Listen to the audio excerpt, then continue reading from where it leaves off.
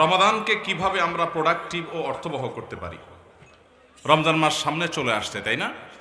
আমরা অনেকেই রমাদান মাসকে সুন্দরভাবে কিভাবে কাটাবো, কিভাবে ফলপ্রসূ রমজান অতিবাহিত করব, আমরা এই পলিসি জানি না। আমাদের বেশিরভাগ মানুষের রমজান মাস মানে হলো চারটা কাজ। কয়টা কাজ?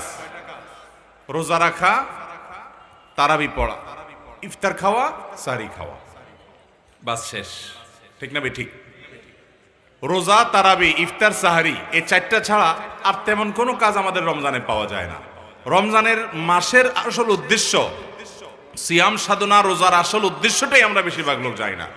আল্লাহ তাআলা কোরআনে কারিমে সিয়ামের উদ্দেশ্য বলেছেন লাআল্লাকুম তাত্তাকুন, তোমাদের উপর সিয়ামকে ফরজ করা হয়েছে যাতে তোমরা তাকওয়া অর্জন করতে পারো।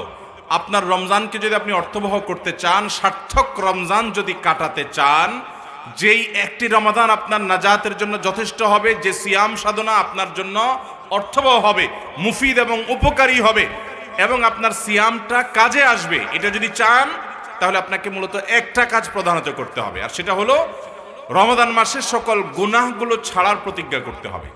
কি করতে হবে ভাই? সকল হারাম ত্যাগ করার প্রতিজ্ঞা করতে হবে এখন থেকে, যে আমি একটি মাস শতভাগ সকল হারাম মুক্ত জীবন গঠন করব। চেষ্টা করা যাবে না ইনশাআল্লাহ? রমাদান এসেছেই আমাদেরকে মুত্তাকি বানানোর জন্য।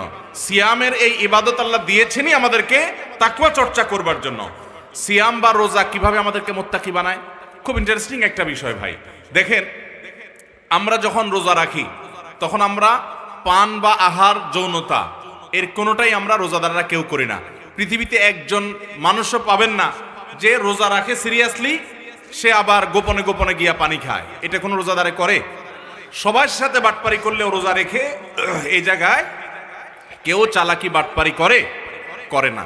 তাহলে আমরা পানি, হালাল টাকায় কেনা পানি বা হালাল টাকায় কেনা খাবার, এটা আমাদের সামনে আছে, আবার ক্ষুধাও আছে, পিপাসাও আছে, তারপর আমরা খাই না, পান করি না। কেন? আল্লাহ নিষেধ করেছেন, হারাম, সেজন্য। কেউ দেখলেও করি না, রুমে একা একা থাকলেও আমরা খাই না, পান করি না। কার ভয়ে? ঠিক একইভাবে এই সিয়াম আমাদেরকে বলে, এখান থেকে শিক্ষা গ্রহণ করে তুমি যখন কোনো হারাম কাজ করবা, মোবাইলে হারাম জিনিস দেখবা, তোমার দেখতে মনেও চাচ্ছে, আবার দেখার সুযোগও আছে মোবাইলে, কোনো মানুষজনও এখানে নাই, তারপরও তুমি দেখবা না, কারণ আল্লাহ হারাম করেছেন, আল্লাহর ভয়ে দেখবা না।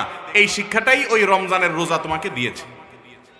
সেই শিক্ষাটা যদি অর্জন করতে পারেন, রমজান শেষে যদি মনে হয় মাশাআল্লাহ আমি কয়েকটা হারাম কাজ ছাড়তে পারছি, অভ্যাস পরিবর্তন করতে পারছি, আমার জীবনে পরিবর্তন আসছে, আল্লাহর উপরে ভরসা করে বলতে পারি আপনার সিয়াম সাধনা, আপনার রমাদান সার্থক হয়ে গেছে। অতএব গুনাহ ছাড়ার নিয়ত করবো তো ইনশাআল্লাহ।